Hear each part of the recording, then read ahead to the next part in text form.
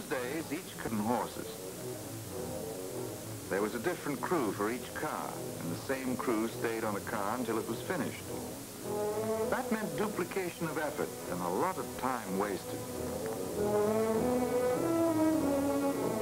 So they tried moving the men from car to car.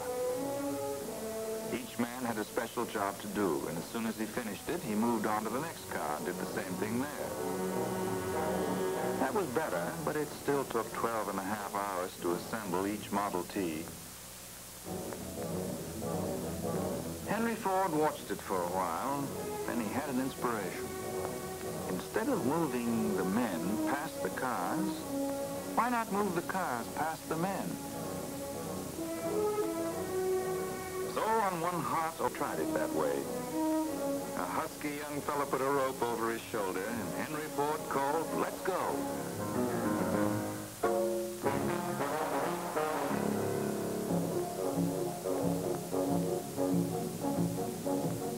And at that very moment, as the workmen began to fasten the parts onto the slowly moving car, the assembly line was born, a technique that was to revolutionize mass production all over the world.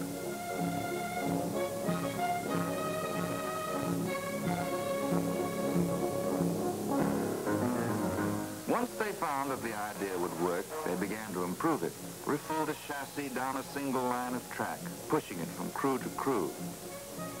And the more expert they became at this new method, the faster the cars came off the assembly line, and the price of the Model T began to drop.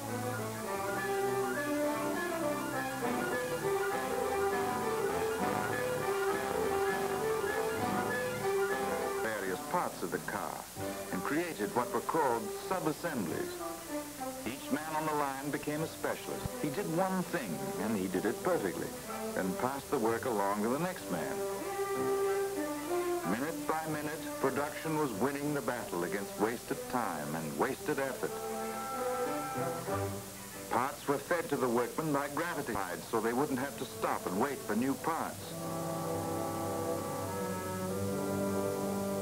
Then they put the parts on moving conveyor belts. This was a great step forward because now they could regulate the flow of work and keep it moving at a constant rate of speed.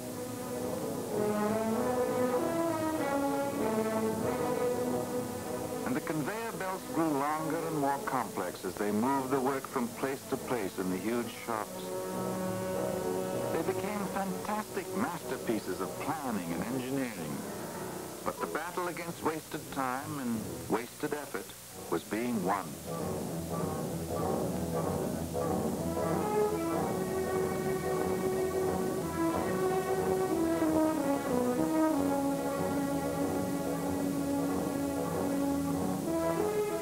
The cars began coming off the assembly line at the rate of 1 every 40 seconds.